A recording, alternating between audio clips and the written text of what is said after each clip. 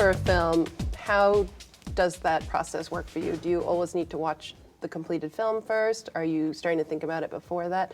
Boots, especially for you, since it was your own movie, did that make it harder or easier? Well, what's funny is I actually made 2 soundtracks because when I wrote the screenplay, I was working on a soundtrack and finished it, but it took a long time to get this film made. So all those songs I had released by then, and so for this, it was weird because, you know, as an artist, I might have wanted to make different songs than what I did. But as a director, I had to kind of make myself make certain songs. And so the first version I wrote were songs that fit with the theme of the film.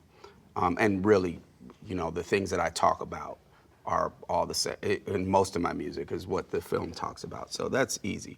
So I realized with the soundtrack that we did put on the film that I needed to make music that I believed that they would be listening to in the world, which is not necessarily my music. We don't sell platinum records, so you know. So I had to. Not many people do anymore. So I had to make versions of Coup songs that they might be playing in certain situations. And so that was a different way for me to think, because our music, the soundtrack, it's only happening when the characters can hear it.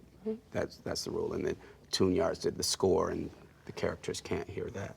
So where usually I'm just like, fuck it. This is the stuff I like. I don't care if it's the thing that anybody will ever play on the radio or anything. This is just, I want to put my passion in there. And this, I had to I decided to think in a different way. So we had to actually make some stuff from scratch just to work. And I was wishing that I hadn't agreed to do it, because that's how I sold it. It's like, look, I can even do the soundtrack. And I was wishing that I hadn't said that. Because we were doing 12 hours a day, you know, in the editing suite. Then the weekends, I'd be doing the soundtrack. So.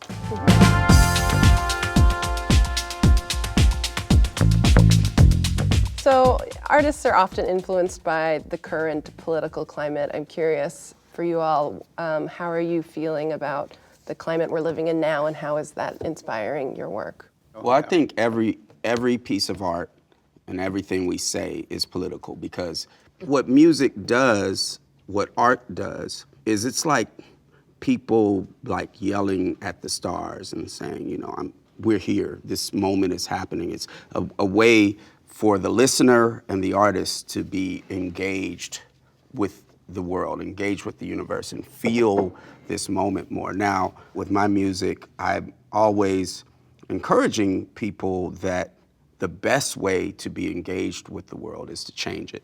Mm-hmm. If you go to a party and everybody's dancing and you're just standing on the wall, you know, you might brag to your friends later on how great the party was and all that, if you're a teenager or whatever.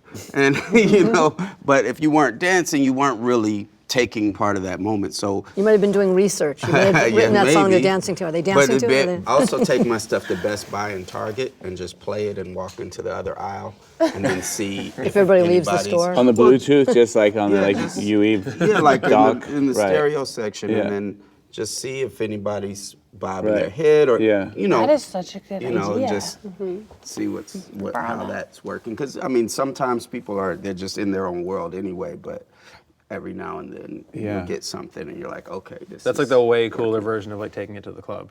I'm Take it to Target.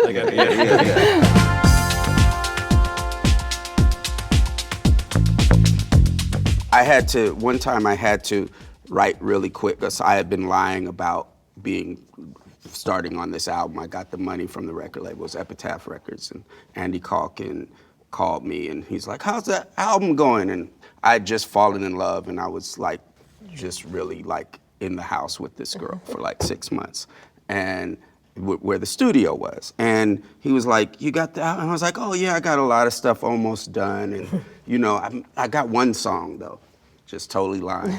And he was like, great, I'm in Oakland. Let me hear it. You know, like let me come by. And so I wrote this song real quick just because I had to like put it all together. Yeah. And I had the music already and wrote this song real quick. And I was like, okay, how do I be true to what I'm thinking at this moment? And it's a song called I Just Want to Lay Around All Day in Bed With You. But it really is talking about, because of pressure and all that, like time and what we would do with our time if we didn't have to make money with it, which is the basis of exploitation and all of those things. But a lot of times we think of those things as all separate, when they're not really in our head. They're not separate. They're all connected, and there's just a tradition of cutting out these other things and making it, you know, quote unquote, not political. Hey, what's up? Hey, it's Kesha. Hey, I'm Mark Ronson. I'm David Crosby. Thanks for watching The Hollywood Reporter. The Hollywood Reporter. The Hollywood Reporter Songwriter Roundtable. Songwriter Roundtable on Pirate Bay. I mean, YouTube.